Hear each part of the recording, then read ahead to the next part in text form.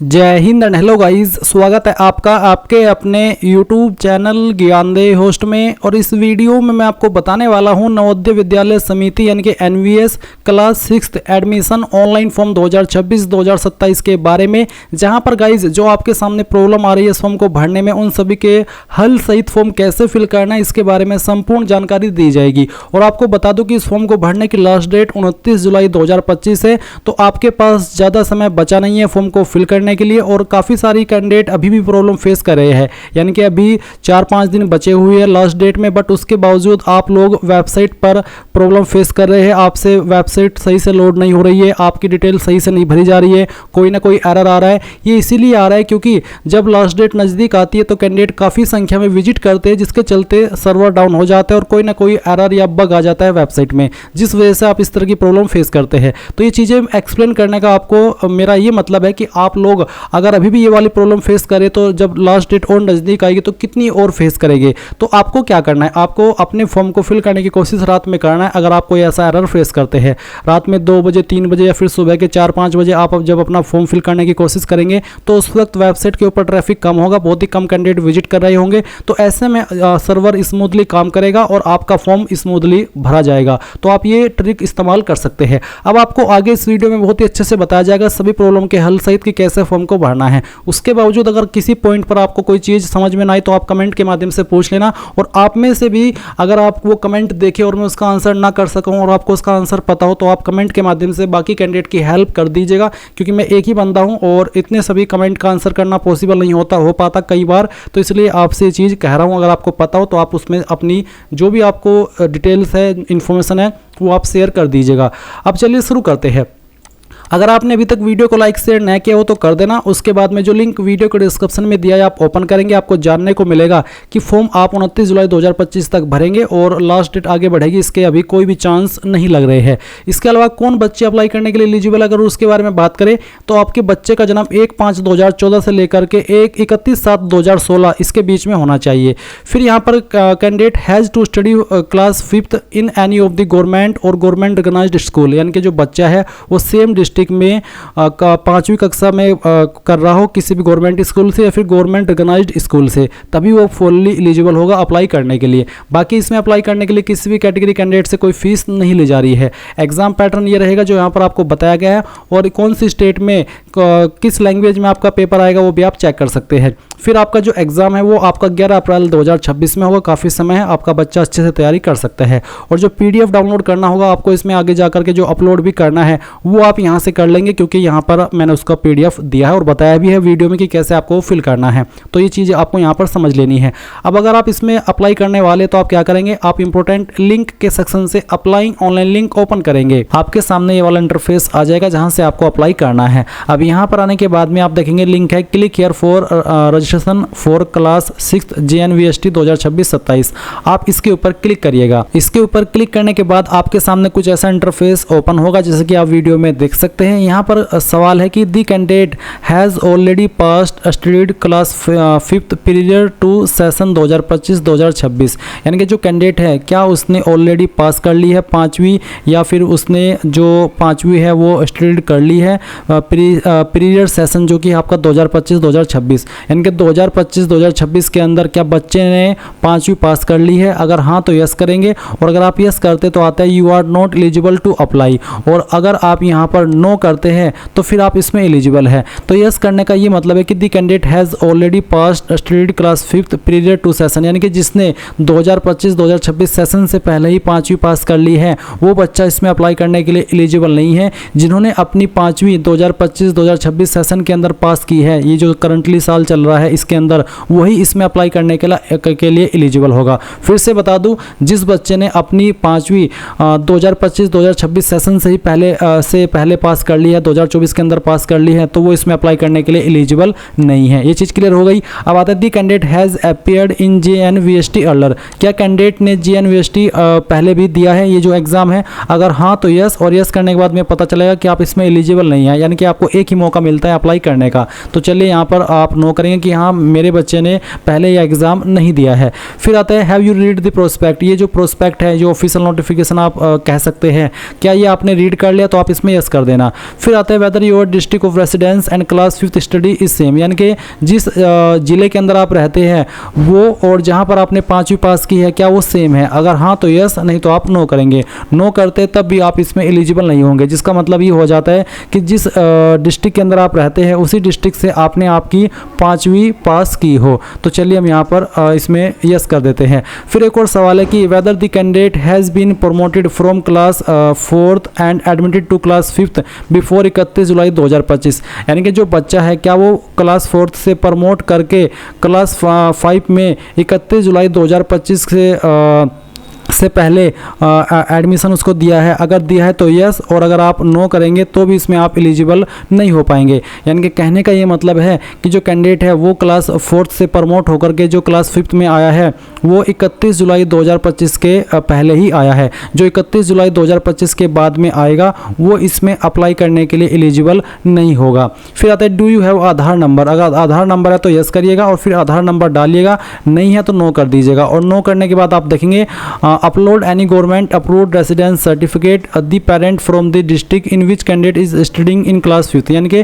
जिस जिले में अभ्यर्थी कक्षा 5 में पढ़ रहा है उसके माता पिता का कोई भी सरकारी द्वारा अनुमोदित निवास प्रमाण पत्र अपलोड करेंगे। जिस बच्चे के पास आधार कार्ड नहीं है उसको यहाँ पर माता पिता का जो निवास प्रमाण पत्र है उसके स्थान पर फिर देना होगा, इस ऑप्शन में नो करके। पर अगर आपके बच्चे का जो आधार है वो है तो आप यस करके आधार नंबर डालिएगा और सबमिट कर दीजिएगा। अब गाइज आपके सामने यहाँ पर कुछ ऐसा इंटरफेस आएगा जैसे कि वीडियो में देख सकते हैं। तो आपको कुछ और अन्य जानकारी यहाँ पर देनी है। तो आपके सामने सवाल है, आपको इनको पढ़ना है और उसके अकॉर्डिंग आंसर करने हैं। जैसे कि सवाल है उस राज्य का चयन करें जिसमें अभ्यर्थी कक्षा 5 में पढ़ रहा है 2025-2026 में। तो आपको आपका वो स्टेट बताना है। इसके बाद में आपको यहाँ पर वो डिस्ट्रिक्ट बतानी है जिस डिस्ट्रिक्ट के अंदर पढ़ रहा है। फिर यहाँ पर आते हैं रेसिडेंस स्टेट, तो आपने यहाँ पर बतानी कि कौन सी स्टेट है आपकी जहाँ पर आपका निवास है, और फिर उसका जिला बताना है जहाँ पर आपका निवास है।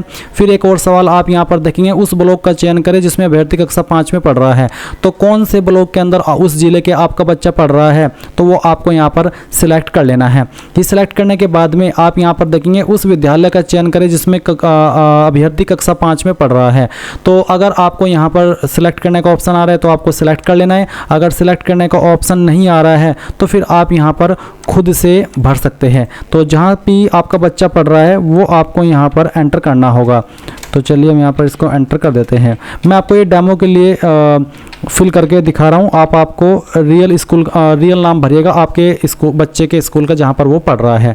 उसके बाद में आप देखेंगे नेम ऑफ द कैंडिडेट, आपको यहाँ पर जो बच्चे का नाम है वो एंटर करना है। और ये आप जो नाम भरेंगे ये 5वीं का जो सर्टिफिकेट है उसके अकॉर्डिंग आपको भरना है। इसके बाद में आप यहाँ पर देखेंगे मोबाइल नंबर, तो मोबाइल नंबर आपको पेरेंट का यहाँ पर रजिस्टर करना होगा। और फिर उसके बाद में जो बच्चे की डेट ऑफ बर्थ है वो आपको यहाँ पर सिलेक्ट कर लेनी है। तो जो भी बच्चे की डेट ऑफ बर्थ है वो आप यहाँ पर इस तरह से सिलेक्ट कर लीजिएगा जैसे कि मैं आपको सिलेक्ट करके दिखा रहा हूँ। फिर यहाँ पर ईमेल आईडी देखेंगे। और मैं आपको बता दूं कि अगर डेट ऑफ बर्थ में यहाँ पर आपकी जो बच्चे की डेट ऑफ बर्थ है वो सिलेक्ट नहीं कर पा रहे हैं तो इसका मतलब है कि ये जो 2014 से पहले के यहाँ पर ईयर नहीं आ रहे हैं और 2016 के बाद के नहीं आ रहे हैं, तो इसका मतलब है कि आप इसमें एज के अकॉर्डिंग या फिर आपका बच्चा अप्लाई करने के लिए एलिजिबल नहीं है। उसके बाद ईमेल आईडी अगर आपकी है तो दे दीजिए, नहीं तो ये ऑप्शन आप खाली छोड़ना चाहे तो छोड़ सकते हैं। उसके बाद में यहाँ पर जो बच्चे की माताजी है उनका नाम डालिएगा। उसके बाद फिर आप फादर नेम डालिएगा। नेम ऑफ द गार्जियन, अगर आपके जो बच्चे के गार्जियन है अभिभावक है वो माता पिता है तो आप यहाँ पर माता पिता का भी नाम दे सकते हैं। या फिर अगर उसके कोई गार्जियन चाचा है या फिर कोई उनकी आंटी है या फिर उनकी कोई कज़न है तो उनका नाम यहाँ पर इस ऑप्शन में दे सकते हैं। नहीं तो चाहे तो आप इस ऑप्शन को खाली भी छोड़ सकते हैं। और अगर आप ये वाला फील्ड भर रहे हैं अभिभावक का नाम वाला तो फिर आपको बताना है कि जो आपने यहाँ पर नाम भरा है माता पिता के अलावा तो वो आपके क्या लगते हैं। तो यहाँ पर बताना होगा कि ब्रदर लगते हैं, सिस्टर लगते हैं, अंकल लगते हैं, आंटी लगते हैं, जो भी लगते हैं वो बताना होगा। नहीं तो आप दोनों को खाली छोड़ दीजिए अगर आपने माता पिता का नाम दिया है। नेशनलिटी इंडियन रहेगी। फिर आइडेंटिफिकेशन मार्क, आपके बच्चे के बॉडी के ऊपर ऐसा निशान जिससे उसकी पहचान होती है। ये निशान उसकी बॉडी के ऊपर कहीं पर भी हो सकता है। उस निशान के बारे में यहाँ पर लिखेंगे जो भी आपके बच्चे के बॉडी के ऊपर है, चाहे वो बर्थ मार्क हो या फिर जलने कटने का कोई भी जैसा निशान हो वो आपको यहाँ पर लिखना है। इसके बाद जेंडर, तो जो भी जेंडर है मेल फीमेल या ट्रांसजेंडर वो सिलेक्ट करना है। और कास्ट कैटेगरी क्या है, जनरल, SC ST OBC जो भी है वो आप सिलेक्ट कर लीजिएगा। जैसे कि मैंने OBC सिलेक्ट किया तो आता है upload valid category certificate, NVS will accept OBC certificate as per central list only. यानी कि जो SC ST OBC category candidate है उनको यहाँ पर जो सर्टिफिकेट अपलोड करना है वो सेंट्रल का बना होना चाहिए, और जनरल को ये देने की आवश्यकता नहीं पड़ेगी, SC ST को ये अपलोड करना है और ये आपका जो सेंट्रल है उसका ही होना चाहिए। फिर यहाँ पर जो एड्रेस है बच्चे का वो एड्रेस आपको यहाँ पर भर देना है। पिन कोड क्या है वो आपको यहाँ पर डाल देना है। नीचे आता है मीडियम ऑफ एग्जामिनेशन, तो किस मीडियम के अंदर आप एग्जाम देना चाहते हैं, इंग्लिश हिंदी उर्दू, वो आपको यहाँ पर सेलेक्ट कर लेना है। उसके बाद आता है डिसेबिलिटी, अगर बच्चा विकलांग है तो आपको यहाँ पर उसको सेलेक्ट कर लेना है कि कौन सी तरह से विकलांग है, नहीं तो नन के ऊपर रहने देंगे। रिलीजन क्या है वो आपको सिलेक्ट कर लेना है। फिर आधार नंबर अगर आप पहले दे चुके हैं तो अच्छी बात है, नहीं दिया है पहले तो आप यहाँ पर उसको डाल दीजिएगा।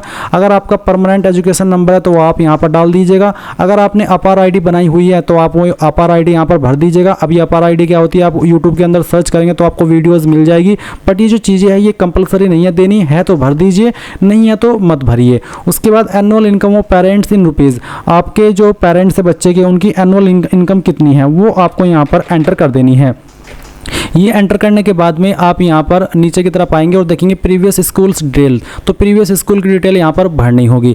तो यहाँ पर देख सकते हैं नेम ऑफ द विलेज, तो कौन से विलेज के अंदर पड़ा है वो आपको विलेज यहाँ पर लिखना है। ये इन्फॉर्मेशन पहले है तीसरी की, फिर है चौथी की और ये है पाँचवीं की, तो उस विलेज का नाम आपको यहाँ पर देना होगा। तो चलिए मैं आपको यहाँ पर डेमो के लिए जानकारी भर करके दिखा रहा हूँ। तो विलेज का नाम भरेंगे, उसके बाद में फिर चौथी किस विलेज के अंदर की है उसका नाम, पाँचवीं किस विलेज के अंदर की है उसका नाम, फिर किस स्कूल के अंदर की है उस स्कूल का नाम आप यहाँ पर भर देंगे। मैं आपको इस तरह से भर के दिखा रहा हूँ। चलिए हम यहाँ पर इसको फिल कर देते हैं। उसके बाद में फिर चौथी किस स्कूल के अंदर की है उसका नाम, पाँचवीं किस स्कूल के अंदर की है उसका नाम। रिकॉग्नाइज्ड है तो आपको रिकॉग्नाइज्ड सेलेक्ट करना है, नॉन रिकॉग्नाइज्ड है मान्यता प्राप्त नहीं है तो आप नॉन रिकॉग्नाइज्ड सेलेक्ट कर लेंगे।